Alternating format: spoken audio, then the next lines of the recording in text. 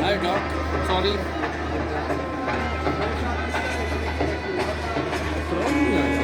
ਉਹਦੇ ਕਰਾਉਡ ਨਹੀਂ ਆਇਆ 6 ਵਜੇ ਘਰ ਤੋਂ ਅਸੀਂ ਗੇਟ ਬੰਦ ਕਰ ਦਿੱਤੀ ਹੈ ਕੰਟਰੀ ਦੇ ਮੈਚ ਦੇ ਦੌਰਾਨ ਹੋ ਸਕਦੀ ਹੋ ਸਕਦਾ